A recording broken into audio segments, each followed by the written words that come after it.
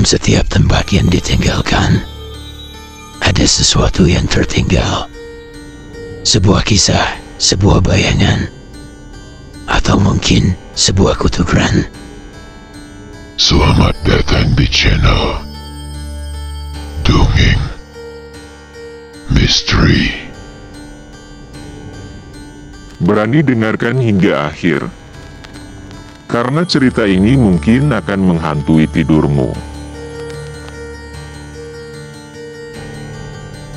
Kisah horor Kampung Lembut.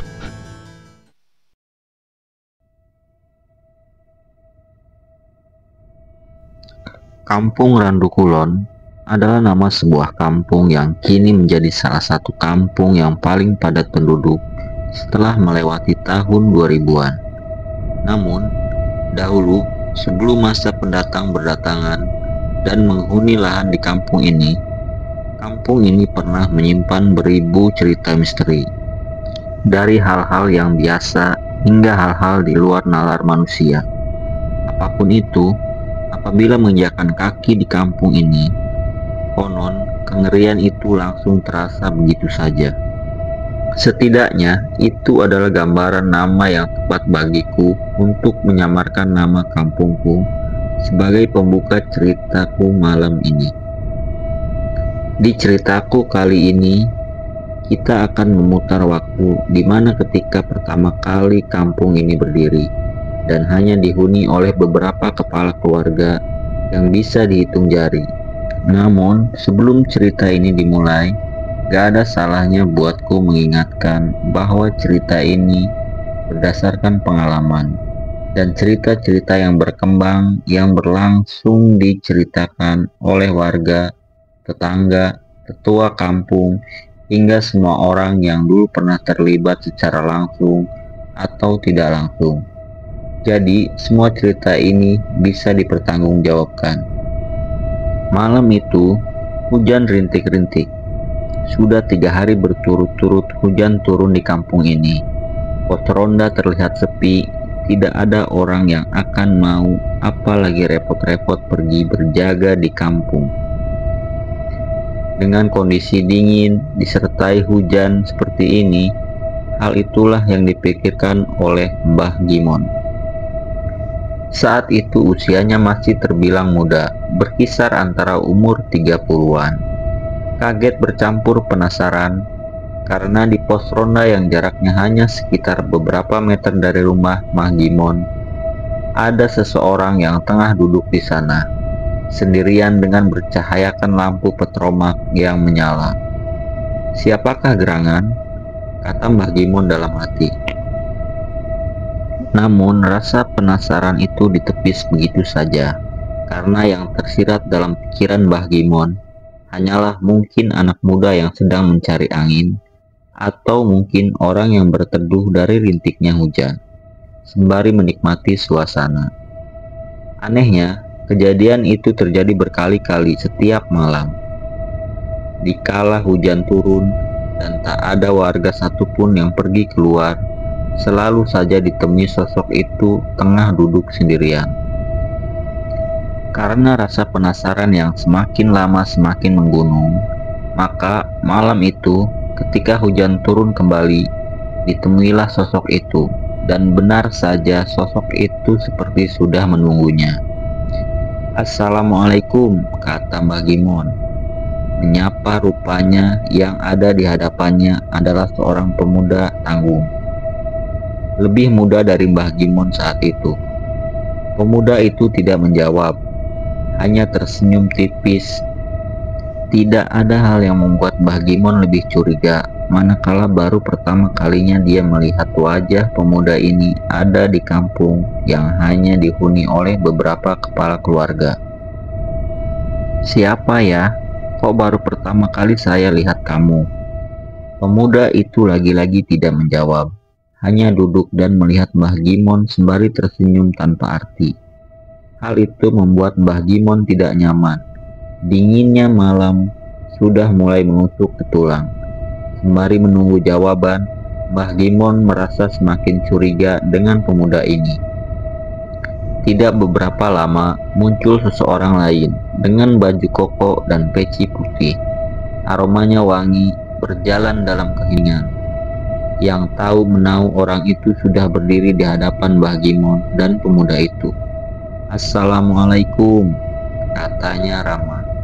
"Waalaikumsalam," jawab Mbah Gimon sembari mencium tangan orang itu yang rupanya adalah Pak Muslimin, guru ngaji sekaligus imam surah di kampung ini. Dengan sekali lihat, mata Pak Muslim memandang pemuda asing itu. Lama ia melihatnya, lalu ikut duduk bergabung bersama. "Ada apa, Nak? Kok kamu ada di sini?" Untuk pertama kalinya, pemuda itu menjawab. Suaranya kecil dan tampak sopan. "Saya baru saja diusir oleh Maharatu, jadi belum punya tempat." Mbah Gimon tampak tertegun atas apa yang diucapkan oleh pemuda itu yang terdengar asing di telinganya. Apa maksudnya Maharatu dan siapa yang mengusir pemuda ini? Namun Mbah Gimon memilih mendengarkan. "Oh begitu, sudah begini saja. Bagaimana kalau kamu tak kasih tempat tinggal biar kamu tidak mengganggu warga sini?" Mbah Gimon masih terlihat bingung. "Baik Pak, bila ada saya mau." Ada, kata Pak Muslim. Nama tempat tinggal yang ditawarkan itu Sapi. Mbah Gimon tambah bingung dengan ucapan Pak Muslim. Sebenarnya apa yang sedang dibicarakan oleh Pak Muslim dan pemuda asing ini? Kenapa membahas sapi dan lain sebagainya? Rupanya, tak beberapa lama terdengar suara langkah kaki mendekat.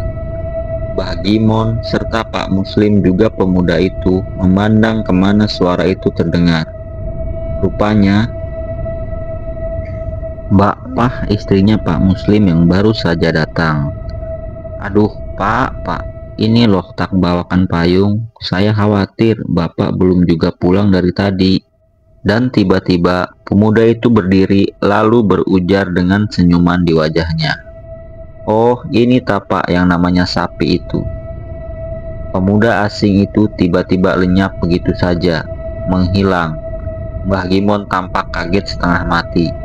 Baru pertama dia bisa melihat ada manusia bisa menghilang dari hadapannya. Berbeda dengan Mbah Gimon, Pak Muslim terlihat panik. "Asu, benar-benar setan satu ini," katanya sembari mendekat istrinya yang tiba-tiba berdiri dengan mata kosong. "Ada apa toh Pak?" kata Mbah Gimon. Wajahnya masih bingung bercampur ngeri bila menyaksikan hal di luar nalar seperti ini. "Ini loh Mon, setan yang satu ini sudah enak tak tawari badan sapi, malah masuk ke badannya istriku. Apa dikira istriku ini sapi? Setan apa Pak?" "Loh, jadi dari tadi kamu tidak tahu anak laki-laki yang menemani kamu dari tadi di sini?" Mbah Gimon menggelengkan kepalanya. "Itu tadi yang menemani kamu bukan manusia, itu pocong dari pabrik gula yang ada di sana." Kaget, Mbah Gimon tampak pucat. Pak Muslim pun pergi dengan membawa istrinya pulang. Entah apa yang akan dilakukan Pak Muslim untuk mengeluarkan pocong itu dari tubuh istrinya. Karena setelah itu Mbah Gimon berlari pulang dan mencoba melupakan apa yang baru saja terjadi.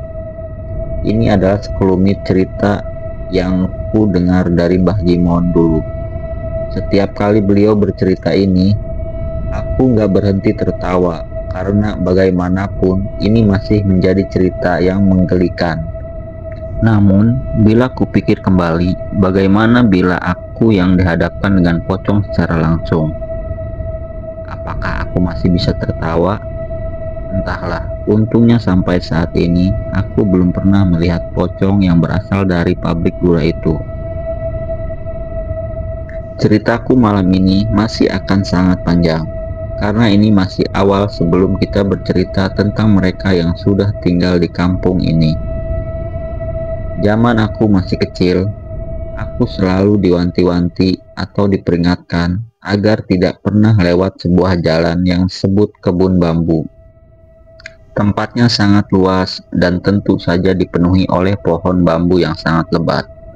Ketika petang, kebun bambu sangat gelap, mencekam dan mengerikan. Lokasi kebun bambu sendiri bisa dikatakan hanya berjarak beberapa meter dari pemakaman kampung. Disinilah biasanya seringkali terdengar bahwa ada makhluk lain yang senantiasa menjaga tempat ini. Warga kampung memanggil namanya dengan hantu Wergoel. Namun, bila melewati kebun bambu, seringkali terdengar suara krek-krek-krek, layaknya suara bambu yang bergesekan. Ditiup angin, maka disarankan untuk segera lari dari tempat itu. Karena suara itu adalah pertanda bahwa tidak jauh dari sana ada hantu Wergoel yang sudah mengamati. Menurut mereka yang pernah melihat hantu atau bersinggungan dengan makhluk ini, wujudnya menyerupai binatang. Tingginya sama dengan tinggi ayam kampung, kecil namun ia berdiri layaknya manusia. Memiliki kepala yang wajahnya menyerupai monyet, dengan bulu hitam yang lebat. Kakinya bersirip, layaknya bebek, dengan tangan yang kuku, jarinya panjang dan hitam legam. Yang menjadi pertanyaannya, apakah makhluk ini berbahaya? Jawabannya, makhluk ini sangat berbahaya. Bahkan salah satu yang paling ditakuti oleh warga kampung. Dahulu, saat makhluk ini seringkali menampakkan diri, makhluk ini dapat mencelakai bahkan berujung pada kematian.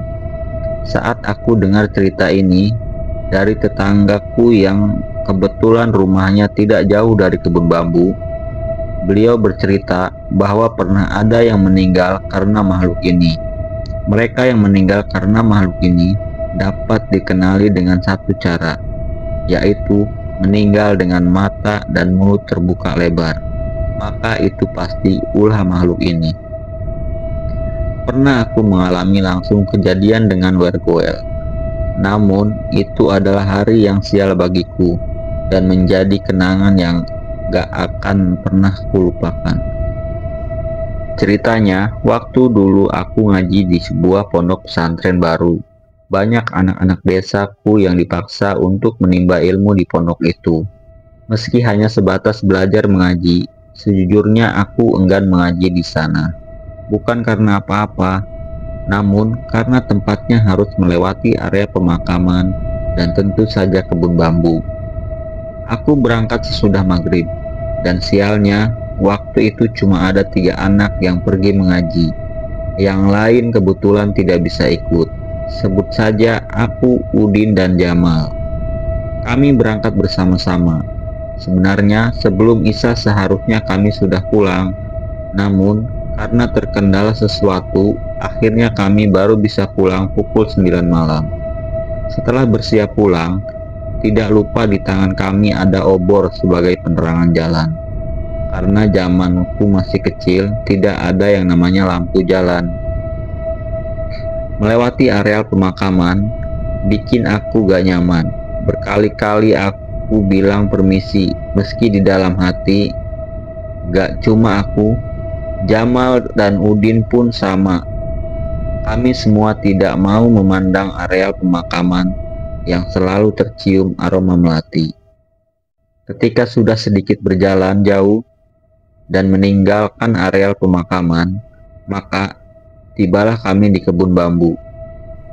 Benar saja, baru menginjakkan kaki di kebun bambu, angin dingin seperti berhembus begitu saja, membuat api di obor kami perlahan bergoyang. Lalu tiba-tiba kami semua mendengarnya. Krek, krek, krek. Kami berpandangan satu sama lain, tahu akan apa yang menimpa kami. Tanpa pikir panjang, aku langsung melihat ke sana kemari, bersiap mengambil ancang-ancang untuk segera meninggalkan tempat ini.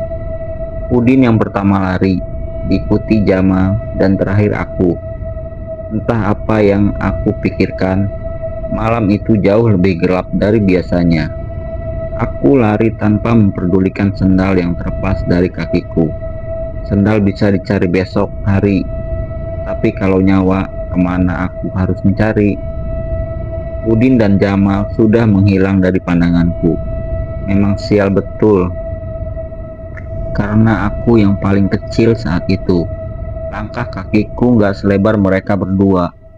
Belum juga aku memikirkan itu, tiba-tiba kakiku terperosok masuk saat tersandung sulur-sulur bambu yang gak aku lihat di depanku.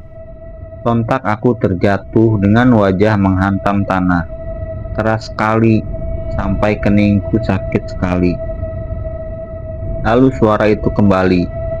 Krek, krek, krek. Dan benar saja, sebelum aku berdiri, di depanku melihat makhluk kecil. Tingginya gak lebih tinggi dari anjing milik tetanggaku. Mungkin seukuran ayam kampung. Matanya merah menyala di tengah kegelapan. Kepalanya benar-benar menyerupai monyet, lengkap dengan taringnya. Ketika makhluk itu bersuara, krek, krek, krek, di depanku, tidak ada pergerakan di antara kami berdua.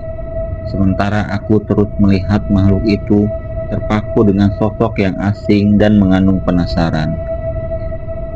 Yang aku dengar dari cerita tentang hantu ini adalah hantu ini biasanya menggeliti korbannya hingga tewas. Itulah sebabnya korbannya meninggal dengan mata dan mulut terbuka. Namun yang aku tahu adalah proses bagaimana makhluk ini menggeliti korbannya. Dan ada lagi yang pernah aku dengar dari makhluk ini, meski kakinya bersirip seperti bebek, namun ketika berlari, makhluk ini secepatnya bukan main. Bahkan mustahil bisa selamat dari kejaran wergoel. Hanya ada satu cara yang bisa menyelamatkan diri dari cengkraman wergoel, yaitu dahan pisang. Wergoel sangat takut dengan suara cambuk yang keras, dan suara cambuk bisa dihasilkan dari dahan pisang yang diinjak, seperti membentuk sulur yang melikuk, sehingga ketika dilucutkan di tanah, maka suaranya menyerupai suara cambuk yang menggelegar. Sayangnya, tidak ada kebun pisang di areal kebun bambu. Hanya dahan dan sulur bambu yang mustahil bisa menghasilkan suara menyerupai cambuk. Jadi, aku pun hanya terpaku mematung melihat makhluk itu yang hanya berdiri seperti menunggu reaksiku. Pasrah, itu yang dulu kupikirkan. Sampai aku mendengar suara cambuk dilucutkan dari jauh. Rupanya itu Udin dan Jamal. Mereka kembali dan berlari menujuku sembari menghentakkan cambuk dari dahan pohon pisang. Seketika itu juga aku bisa lihat makhluk itu berlari cepat sekali, menghilang di sela-sela bambu yang bertebaran di kebun ini. Rupanya Udin dan Jamal tidak meninggalkanku. Saat mendengar suara wergoel, mereka sudah diperingatkan. Karena wergoel biasanya hanya mengejar satu orang yang paling lambat. Wergoel tidak pernah bisa menyerang lebih dari satu kali. Dan untuk itulah yang pertama kali mereka lakukan adalah mencari pohon pisang. Karena mereka tahu aku gak bakal bisa lari secepat mereka. Malam itu menjadi kenangan bagi kami bertiga. Dan setiap kali aku bertemu dengan Jamal dan Udin, aku selalu mengingatkan mereka tentang masa kecil kami, di mana kami bertemu dengan wergoel yang akan terus aku ceritain untuk anak-anakku kelak. Satu hal lagi yang bakal aku jelasin, konon menurut kabar yang aku dengar, kemunculan wergoel biasanya menjadi pertanda, bukan pertanda baik atau buruk, melainkan pertanda bahwa tidak jauh dari tempat suara wergoel muncul, sesungguhnya ada makhluk yang lebih mengerikan tengah mengamati. Siapa itu? Ya, Wewe Gombel. Namun nanti aku ceritain Wewe Gombel ini, karena yang aku ceritain berikutnya adalah makhluk hitam besar yang dulu suka sekali memakan gabah. Warga kampungku memanggilnya kemuning ireng, atau lebih dikenal sebagai sebutan buto. Pertama kali aku dengar cerita ini dari desa sebelah, masih satu kecamatan dengan desaku. Suatu malam, terdengar sebuah suara seorang tampak tengah mengunyah. Semakin lama, suaranya semakin intens. Karena rasa penasaran, maka dicarilah suara itu yang rupanya berasal dari sawah. Namun anehnya tidak ada siapapun di sana, tapi suaranya masih terdengar. Dengan berbekal obor di tangan, Pak Salim tetap mencari. Ia tidak pernah berpikir macam-macam sebelumnya. Berjalan di atas rerumputan basah di samping sawah, Pak Salim masih mencari sumber suara itu. Sampai ia berhenti di atas tumpukan padi yang sudah dibabat dan mengisahkan akar liarnya. Di sana Pak Salim melihatnya, sesosok makhluk yang tingginya hampir setara dengan pohon mengkudu. Besarnya kurang lebih 3 kaki lelaki dewasa. Kulitnya hitam legam dengan mata kecil di wajah. Sosok itu menyaruk-nyaruk bekas gabah, memasukkannya ke dalam mulut yang besar. Seolah-olah makhluk itu sudah lama tidak pernah makan. Melihat itu, Pak Salim sampai harus menahan napas. Karena Pak Salim tahu makhluk apa yang ada di hadapannya. Menunggu sendirian, Pak Salim masih menunggu makhluk itu pergi. Dan benar saja, setelah puas melahap habis sisa gabah di depannya, makhluk itu pergi. Langkahnya tersaruk-saruk. Yang Pak Salim ingat hanya satu, bau tubuhnya, seperti bau ubi dipanggang dalam api. Berpikir bahwa Pak Salim sudah aman, beliau menceritakan ini pada semua orang. Beberapa menanggapinya dengan tidak percaya, yang lain menanggapi dengan ngeri. Dan yang membuat Pak Salim harus menelan ludah adalah ketika Pak Salim bercerita kepada tetangganya. Wajahnya pucat mendengar tutur kalimat Pak Salim, seolah setiap kalimatnya seperti racun. Dengan gagap, tetangga Pak Salim memberitahu sebuah mitos tua tentang makhluk yang suka memakan gabah. Kemuning ireng, katanya. Menurut kepercayaan, kemuning ireng memang berkeliaran setiap malam. Biasanya ia hanya memakan sisa gabah dari sawah yang baru saja panen. Dan sesiapa yang melihat kemuning ireng untuk menjaga lisannya dan tidak menceritakannya kepada siapapun. Karena orang Jawa percaya kemuning ireng muncul biasanya diikuti oleh pertanda bahwa di musim berikutnya sawah itu akan panen kembali dengan hasil yang lebih memuaskan. Namun ada satu pantangan yang tidak boleh dilakukan. Siapa yang melihat kemuning ireng dilarang keras menceritakan wujudnya kepada siapapun, karena kemuning ireng bisa mencium aroma darah manusia.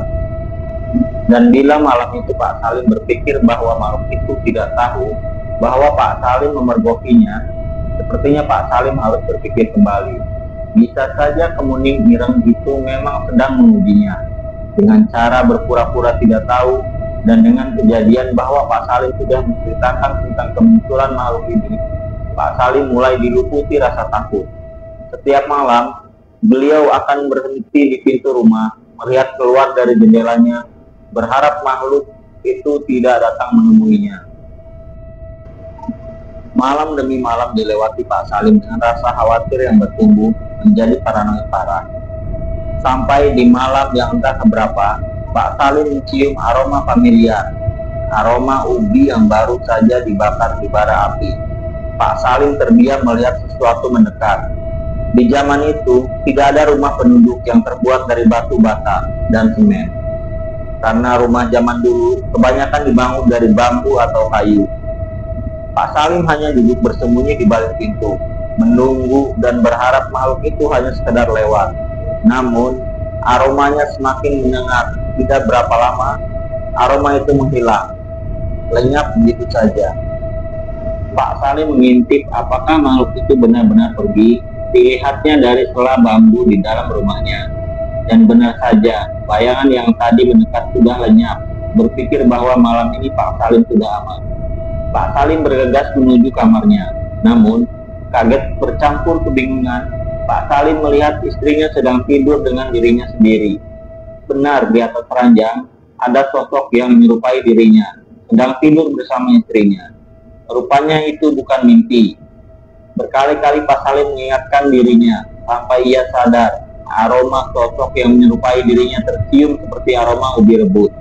Disitulah Pak Salim sadar, makhluk itu entah dengan cara apa dan bagaimana sudah menjelma menjadi dirinya. Pertanyaannya sekarang, apa yang terjadi dengan Pak Salim? Kabarnya, setelah kejadian itu, Pak Salim ditemukan dalam keadaan gila. Istrinya yang pertama kali tahu. Namun banyak warga yang mengatakan apa yang terjadi dengan Pak Salim karena kelakuannya tempo hari, menceritakan apa yang seharusnya tidak diceritakan. Tetangganya sendiri menceritakan semuanya kepada istrinya. Apa yang terjadi dengan Pak Salim adalah ulah dari kemuning ireng. Dan memang kebanyakan dari mereka bila berurusan dengan makhluk ini hanya memiliki dua pilihan, mati secara tidak wajar atau menjadi gila selama-lamanya. Cerita selanjutnya dari kampung ini adalah cerita Mbah Putri atau Mbah Laweyan dan Jin Penjaga. Mbah Putri adalah salah satu ketua paling dihormati dulu di kampung ini. Karena sebelum kampung ini benar-benar berdiri seperti saat ini, Mbah Putri lah yang pertama kali tinggal di sebuah rumah besar dengan gaya arsitektur Belanda. Menurut kabar yang sering aku dengar dari orang-orang, sehari-hari Mbah Putri mengenakan kebaya lengkap dengan sanggulnya. Akan tetapi, ada hal yang membuat warga sedikit takut dengan Mbah Putri. Apa itu? Kabarnya, di belakang Mbah Putri kadang terlihat manusia yang tinggi besar. Beberapa orang menyebutnya dengan jin penjaga yang mengikuti Mbah Putri. Dan berapa jumlah mereka? Mungkin ini terdengar sedikit berlebihan. Menurut apa yang aku dengar dari cerita orang-orang, yang mengikuti Mbah Putri hampir seperti sebuah pasukan kerajaan. Ada lagi yang membuat Mbah Putri sedikit ditakuti, yaitu dia sering memakan bunga-bungaan yang tumbuh di halaman rumahnya secara langsung, tepat di depan warga kampung. Benarkah Mbah Putri sebegitu misteriusnya? Kali ini aku akan menceritakan detail siapa Mbah Putri itu. Mbah Putri pertama kali datang dan membangun rumah di kampung ini setelah mengikuti suaminya yang adalah seorang menir yang bertugas mengawasi lahan tebu. Suaminya Mbah Putri sendiri memiliki kedudukan strategis di pabrik gula dekat dengan kampungku. Saat sebelum kampung ini dihuni, yang ada di sini hanya sebuah rawa yang dipenuhi oleh pepohonan rindang. Di kiri kanan rumahnya pun hanya ada tanaman-tanaman liar. Saat itu, keadaan kampung ini nyaris seperti arah kecil. Begitu sepi dan mencekam selama pernikahan Mbah Putri dengan suaminya atau menir. Mbah Putri belum juga dikaruniai seorang anak. Kabarnya, banyak gosip yang berkembang bahkan sampai suami ke-14-nya beliau, Mbah Putri kabarnya tidak boleh bersetubuh dengan lelaki manapun, termasuk suaminya sendiri. Namun itu hanya rumor. Yang terjadi adalah suami Mbah Putri lebih banyak menghabiskan waktu di pabrik atau lahan tebu yang jaraknya tidak terlalu jauh dari desaku. Karena sendirian inilah, kabarnya Mbah Putri seringkali berinteraksi dengan mereka yang berbeda alam. Disinilah pertanyaan besarku. Mungkinkah kesepian yang membuat Mbah Putri beralih menjadi sesuatu yang membuat orang-orang berpikir bahwa Mbah Putri memiliki ilmu hitam? Sebegitu kuatnyakah beliau? Sampai tidak ada yang berani membicarakan beliau, termasuk para tetua kampung. Namun ada cerita yang selalu membuatku merinding tiap kali aku ingat. Seingatku, sampai saat ini, aku nggak pernah tahu bagaimana wajah atau rupa Mbah Putri. Namun ibu selalu mengatakan bahwa aku seringkali didatangi oleh Mbah Putri. Bahkan ibu bercerita, Mbah Putri sudah menganggapku sebagai anaknya. Sekarang, tiap aku ingat nama beliau, aku selalu terbayang wajah wanita tua yang nggak pernah aku lihat secara nyata. Namun wajah wanita tua itu selalu terkenang, termasuk ketika aku melihat Nini Towo. Wajahnya nyaris sama persis. Mungkinkah itu wajah Mbah Putri? Aku nggak tahu. Kembali ke cerita Mbah Putri. Disinilah dulu Mbah Putri kabarnya pernah membuat sebuah patung kecil yang dibuat dari jerami dan batok kelapa. Patung itu tepat diletakkan di depan rumahnya. Setiap hari patung itu terus bertambah, lagi dan lagi, sampai halaman Mbah Putri penuh dengan patung itu. Ketika suaminya pulang, beliau kaget dengan apa yang terjadi di dalam rumah mereka. Disinilah awal kengerian itu muncul, karena patung yang lebih terlihat seperti boneka pasang itu Kabarnya di setiap patung jerami itu ada jin yang mendiaminya. Setiap malam, ketika hari mulai gelap, seringkali terdengar suara-suara dari luar rumah yang membuat suaminya tidak nyaman. Berbeda dengan suaminya, Mbah Putri senantiasa memasang wajah senyuman yang diartikan seperti melihat anaknya sendiri. Lambat laun, suaminya semakin lama kesehatannya semakin menurun. Beliau menjadi lebih sering sakit-sakitan. Mbah Putri tetap menjalankan kewajibannya sebagai istri, merawat dan menemaninya bahkan sampai ajal menjemput. Mbah Putri kemudian menikah kembali. Suami kedua beliau juga bernasib sama. Lama-kelamaan entah apa yang terjadi di rumah itu, tiba-tiba saja jatuh sakit, lalu kemudian berujung pada maut kembali. Di sini mulai banyak pendatang yang menempati lahan di kampung ini. Disinilah kakekku membuka lahan pertama. Yang anehnya, saat kakekku datang, dia sempat bertamu di rumah Mbah Putri. Berceritalah kakekku waktu itu, rumah Mbah Putri kabarnya ramai oleh suasana tidak mengenakan. Dan benar saja, rupanya pasak-pasak yang dipasang memang bukan pasak sembarangan. Rupanya itu adalah cara Mbah Putri melindungi dirinya. Melindungi dari apa? Nanti aku jelasin, karena sejujurnya cerita Mbah Putri ini sangat panjang, jadi kelak aku akan ceritakan detailnya, bukan sekarang. Di pernikahan berikutnya, itulah Mbah Putri baru diketahui bahwa beliau adalah Bahu Laweyan. Apa itu Bahu Laweyan? Bahu Laweyan adalah mereka-mereka yang umumnya sudah disukai oleh jin sejak pertama mereka lahir. Jika jin tidak pernah berniat merasuki atau mencelakai, sebaiknya mereka menjaga si Bahu Laweyan, namun dengan catatan tidak boleh ada yang berani-berani mendekati seseorang Bahu Laweyan, apalagi menikahinya, karena jin ini akan terus dan terus membuat pasangan Bahu Laweyan tersiksa, lalu kemudian meninggal. Cara membunuhnya, menurut orang yang tahu perihal fenomena ini, setiap malam hari ketika sudah terlelap, jin ini akan menghisap darah pasangannya perlahan-lahan, dan hal inilah yang lambat laun menjadi rasa sakit hingga berujung kematian. Namun biasanya Bahu Laweyan hanya berakhir di pernikahan ketujuh, karena setelah pernikahan ketujuh, Bahu Laweyan terlepas dari ikatan jin itu. Yang menjadi pertanyaan, kenapa Mbah Putri bisa menikah hingga 14 kali? Jawabannya, karena yang ikut Mbah Putri bukan satu jin, melainkan satu pasukan jin. Jadi, aku akhiri soal Mbah Putri dan Bahu Laweyan. Kita lanjut ke cerita berikutnya. Cerita selanjutnya dari kampung ini adalah Nyi Pinggi. Tidak ada yang tidak tahu bila mendengar nama Nyi Pinggi, terutama warga RT 05, karena kabarnya Nyi Pinggi tinggal di area ini. Desa ini memiliki 6 RT, di mana RT 5 adalah RT yang paling dekat dengan rawa dan area pemakaman. Serta RT 5 merupakan RT yang paling sepi warganya. Bahkan jarak satu rumah ke rumah lain sangat jauh. Selain itu, RT 05 juga adalah RT yang paling subur, sejuk dan nyaman, karena masih ditumbuhi banyak pohon. Jadi cuaca panas pun tidak pernah terasa di RT 05. Namun, kenyamanan RT 05 sepertinya tidak bisa diucapkan manakala matahari sudah tenggelam. Kenapa?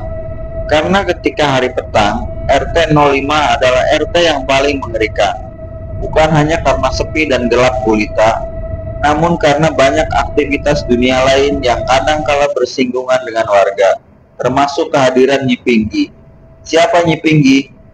Nyi Pinggi atau yang lebih dikenal dengan Pinggi, yang berarti perawat, adalah sosok wanita bergaun putih dengan rambut panjang yang terurai hingga menyentuh tanah. Menurut warga yang pernah melihatnya, penampilannya selalu berbeda-beda, namun inti kehadirannya sama, yaitu bahwa Nyi Pinggi adalah sosok perempuan yang pernah hidup dan tinggal di hari di mana ia akan menikah, sehingga ia bergentayangan dan suka menampakkan diri pada laki-laki. Namun faktanya, Nyi Pinggi seringkali menampakkan dirinya di hadapan anak buncit yaitu anak terakhir. Yudi adalah temanku sewaktu SMP. Rumahnya ada di RT 05. Dulu, Yudi pernah punya pengalaman dengan Nyi Pinggih yang menurut ia tinggal di pohon juwet samping kamarnya. Rumah Yudi sendiri berdiri di tanah paling ujung, berdekatan dengan kebun bambu. Tetangga terdekatnya adalah seorang kakek nenek bernama Mbah Giso yang menempati lahan kebun bambu. Setiap petang, rumah Yudi pasti sudah ditutup, dan memang zaman dulu selalu seperti itu. Kamarnya sendiri berada di belakang, dan di samping kamar Yudi ada sebuah pohon juwet tua. Semua orang pasti tahu apa itu pohon juwet. Sejak dulu, pohon juwet memang menyimpan sejuta misteri, karena menurut kabar, pohon juwet adalah salah satu yang disukai oleh bangsa lelembut, termasuk pohon juwet samping kamar Yudi. Setiap malam, Yudi mencium aroma melati yang menyengat dari luar kamarnya. Aroma melati bukanlah hal asing bagi mereka yang sudah terbiasa menciumnya. Karena mitosnya, aroma melati seringkali dikaitkan dengan kehadiran 3 makhluk: kuntilanak, sundel bolong, dan Nyi Pinggih. Namun kali ini, tidak hanya aroma melati yang tercium, namun sebuah ketukan di jendela kayu kamar Yudi. Tok tok tok. Yudi sendiri tidak berani memeriksanya, apalagi melihatnya, karena pernah Yudi tanpa sengaja menangkap sosok asing saat ia tidak sengaja mengintip dari celah jendela kayunya. Yudi melihat sesuatu di sudut lahan luar kamarnya, tepat di bawah pohon juwet. Ada seseorang yang sedang berjongkok. Ia mengenakan daun putih dengan rambut yang sangat panjang. Awalnya Yudi mendengar suara lirih seperti seorang sedang bernyanyi, membuyarkan kantuk Yudi. Berbekal nekat dan penasaran, Yudi mengintipnya. Ketakutan adalah hal pertama yang Yudi rasakan. Meski membelakangi, namun Yudi tahu suara itu berasal dari dia yang ada di sana. Nadanya hampir menyerupai nada sinden yang biasa terdengar di pegelaran wayang. Lama Yudi mengamati sampai ia membalikkan wajahnya. Setelah itu, Yudi melesat ke tempat tidur, mencoba melupakan apa yang baru saja dia lihat. Apakah semuanya berakhir di sini? Kabarnya, semenjak kejadian itu, Yudi seringkali merasa bahwa dia terkadang mampir dan masuk ke dalam kamar Yudi. Yang paling tidak akan bisa Yudi lupakan adalah ketika Yudi melihatnya duduk di lemari baju Yudi, menatapnya dengan bibir tersenyum. Meski begitu, Yudi mengatakan bila Nyi Pinggih tidak pernah sampai membuatnya celaka, hanya menampakkan dirinya sesekali, seolah memberitahu eksistensinya di hadapan Yudi. Ada satu jalan di kampungku yang bisa dikatakan paling dihindari, karena di jalan ini seringkali terlihat seseorang wanita yang cantik dan jelita tengah duduk menunggu pedagang keliling lewat. Hanya saja, di punggung wanita itu ada sebuah lubang menganga. Warga kampung memanggilnya sundel bolong. Tidak sedikit mereka yang bersaksi melihat makhluk yang satu ini. Karena kecantikannya, kadang membuat seseorang tidak sadar, termasuk Cak Nun, yang dulu seringkali berjualan bakso dagangannya di kampungku. Setiap kali ia lewat jalan itu, seolah-olah firasatnya selalu diliputi perasaan tidak enak. Namun ia tidak bisa menolak, karena jalan ini merupakan akses satu-satunya ke kampungku. Singkatnya, ada sebuah gubuk kuning atau tempat duduk yang dibangun dari semen, dan biasanya digunakan warga untuk nongkrong karena tempatnya sendiri berada di perempatan antara RT 03 dan RT 04. Disinilah biasanya terlihat seorang wanita tengah duduk sendirian.